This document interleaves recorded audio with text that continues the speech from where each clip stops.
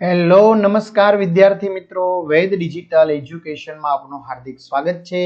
આજે આપણે ધોરણ 5 વિષય ગણિત ગમ્મતનો વાર્ષિક પરીક્ષા તારીખ 8/4/2025 ના રોજ લેવાનારો પેપરનું 100% ટાઈપિંગ સાથે સંપૂર્ણ પેપરનું સોલ્યુશન જોઈશું।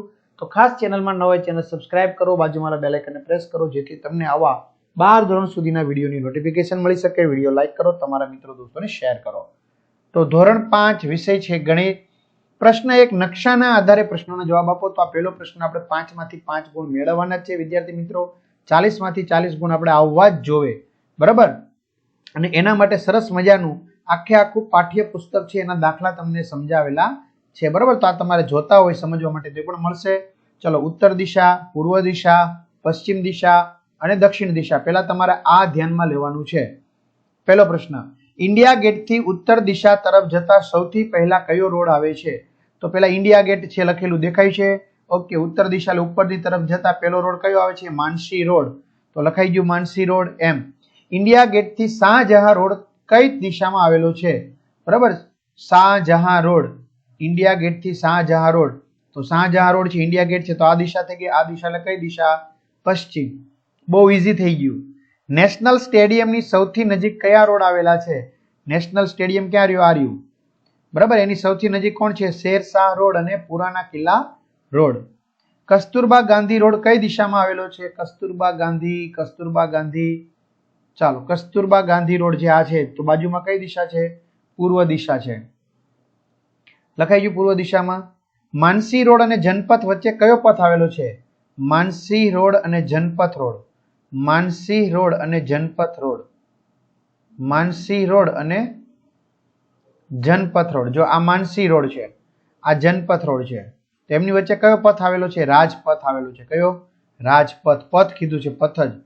તો મિત્રો 5 માંથી 5 આવી રીતે આપણે મળવાના છે, બરાબર। તો આવી રીતે તમારે બીજા પેપરો તમારે જોતા હોય તો વાર્ષિક પરીક્ષા માટે આઈએમપી પેપરો ગણિત, ગુજરાતી, આસપાસ, અંગ્રેજી, હિન્દીના આપણી વેદ ડિજિટલ એજ્યુકેશન નામની એપ્લિકેશનમાંથી મળી જશે। અને 3 થી 12 ધોરણના તમામ વિષયના વિડીયો લેક્ચર તમારે ગણિત, આસપાસના બધાના વિડીયો જોવાના હોય તો મળી જશે ફ્રીમાં। સ્વાધ્યાય અભ્યાસ પરીક્ષા માટે ઉપયોગી પેપરો, એકમ કસોટી, સ્વાધ્યાય પોથી, પ્રોજેક્ટ બુક બધું જ ગૂગલ પ્લે સ્ટોર ઉપર જઈને જ્યાંથી ગેમ ડાઉનલોડ કરો છો તો ત્યાં જઈને વેદ ડિજિટલ એજ્યુકેશન નામની એપ્લિકેશન ડાઉનલોડ કરો। ઓપન કરશો એટલે આ પેજ ખુલે, એમાં તમારા પોતાના મોબાઈલ નંબર નાખો, સેન્ડ ઓટીપી કરો, 4 આંકડાનો ઓટીપી નાખશો એટલે પેડ કોર્સમાં જુદા જુદા પેડ પ્લાન, એમાં ધોરણ 5 માં જઈને વાર્ષિક પરીક્ષાના પેપર શીટ મેળવી લેજો। એક્ઝામ પેપરમાં અત્યાર સુધી લેવાયેલી એકમ કસોટીના પેપરો, 3 થી 12 માં 3 થી 12 ધોરણના વિડીયો, તમારું ધોરણ પસંદ કરી ગણિત, ગુજરાતી, આસપાસ, ઇંગ્લિશ, હિન્દીના વિડીયો મેળવી શકશો। ઓકે, ચાલો મિત્રો જોઈએ। એક આ પ્રશ્ન પૂછાશે ખાસ, ત્રિપરિમાણીય આકારોને બંધ બેસતી દ્વિપરિમાણીય રેખાકૃતિ સાથે જોડો, બરાબર। તો પહેલામાં મિત્રો આવશે જવાબ બી, બીજાની અંદર આવશે ડી શંકુ આકાર, ત્રીજામાં આવશે એ અને ચોથામાં આવશે સી। ચલો, એક આ પ્રશ્ન પૂછાશે આ ટાઈપનો, 7/10 તો 0.7, 8/10 તો 0.8, 15/10 તો 1.5, આવી રીતે, બરાબર। એક આંકડા પહેલા પોઈન્ટ। 44/100 એટલે બે આંકડા પહેલા પોઈન્ટ, નીચે 2 મીંડા તો બે આંકડા પહેલા પોઈન્ટ, 1 2 એની પહેલા પોઈન્ટ 0, રેડી।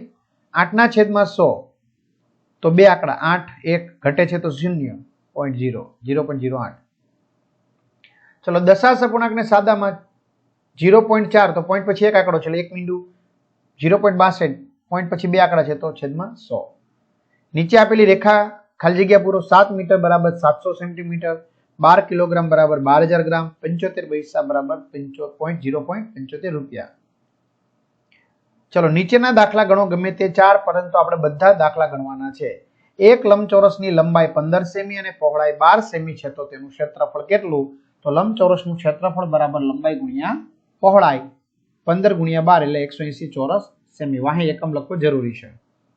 એક લંબચોરસ ખેતરની લંબાઈ 80 મીટર છે અને પહોળાઈ 60 મીટર છે તો પરિમિતિ કેટલી? તો લંબચોરસ ખેતરની પરિમિતિ બરાબર 2 ગુણ્યા કૌંસમાં લંબાઈ વત્તા પહોળાઈ, 2 કૌંસમાં 80 વત્તા 60 એટલે 80 ને 60 140, 140 ગુણ્યા 2 એટલે 280 મીટર। એક ચોરસ બગીચાની લંબાઈ 30 મીટર છે તેનું ક્ષેત્રફળ ચોરસ બગીચાનું લંબાઈ ગુણ્યા લંબાઈ 30 ગુણ્યા 30 900 ચોરસ મીટર। એક ચોરસ પ્લોટની લંબાઈ 20 મીટર છે તો એની પરિમિતિ કેટલી? બરાબર, તો પ્લોટની લંબાઈ, ચોરસ પ્લોટની પરિમિતિ બરાબર 4 ગુણ્યા લંબાઈ 4 ગુણ્યા 20 એટલે 80 મીટર। એક લંબચોરસની લંબાઈ 16 સેમી અને પહોળાઈ 8 સેમી છે, તો તેનું ક્ષેત્રફળ કેટલું? તો ક્ષેત્રફળ બરાબર લંબાઈ ગુણ્યા પહોળાઈ 16 ગુણ્યા 8 એટલે 128 ચોરસ સેમી છે, તો સેમી લખવાનું. અને એક આ ટાઈપનો પ્રશ્ન પૂછા છે, આપેલ આલેખ પરથી નીચેના પ્રશ્નોના જવાબ આપવાના છે. આ આલેખ છે, બરાબર. હવે એના પરથી તમારે જવાબ આપવાના છે. સૌથી વધુ ગુણ મેળવેલ વિદ્યાર્થીનું નામ જણાવો. તો સૌથી વધુ આ છે, કોણ છે? તો કે યશ. કેટલા છે? તો કે 45. એમ ખબર પડી જાય. જો સૌથી ઓછા ગુણ આ છે, કોણ છે? માનવ.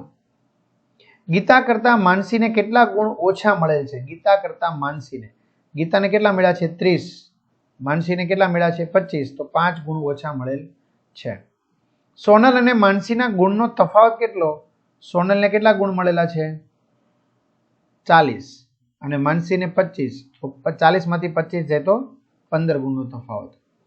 તમામ વિદ્યાર્થીઓને તેમના મેળવેલા ગુણના આધારે ચડતા ક્રમમાં ગોઠવતા ગીતા કયા ક્રમમાં આવે? તો ચડતા ક્રમમાં પહેલા માનવ, પછી માનસી, પછી ગીતા, પછી સોનલ અને પછી યશ. તો ગીતા આવશે ત્રીજા ક્રમે. દાખલા ગણો. પેલું, હરેશભાઈનો રોજનો પગાર 820 રૂપિયા છે, તો તેમને જાન્યુઆરી 2024માં કેટલો પગાર મળ્યો હશે? તમને એ 2025 કરે તો પણ એ જ આવશે.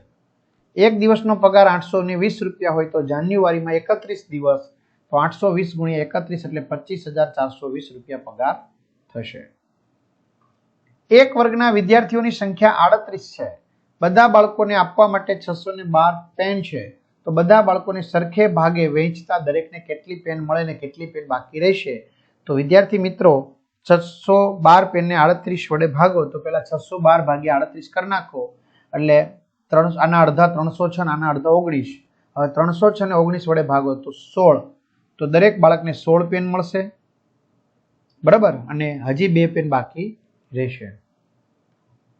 એક ટોપલામાં 26 સફરજન સમાય છે, તો 8 ટોપલામાં કેટલા? તો 26 ગુણ્યા 8 208 સફરજન સમાય. એક આ ટાઈપનો પ્રશ્ન પૂછાશે, 5 રૂપિયાના એક સિક્કાનું વજન 10 ગ્રામ હોય, તો એના આધારે 2200 ગ્રામ વજનના કેટલા સિક્કા થાય? તો 10 ગ્રામનો એક સિક્કો, તો 2200 ગ્રામના કેટલા? તો 220 સિક્કા થાય. રૂપિયા પૂછે તો 5 વડે ગુણવા પડે, બરાબર. તો 1100 રૂપિયા થાય.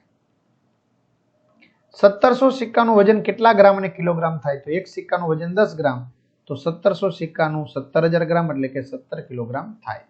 તો આ રીતે વિદ્યાર્થી મિત્રો સરસ મજાનું સોલ્યુશન જોયું. તો બધા મિત્રોને 40 માંથી 40 ગુણ પ્રાપ્ત થાય એવી શુભકામના વેદ ડિજિટલ પરિવાર પાઠવે છે. આ વિડીયો કેવો લાગ્યો ચોક્કસથી કમેન્ટ કરો, વિડીયો લાઈક કરો અને બધા મિત્રો દોસ્તોને શેર કરો. અસ્તુ.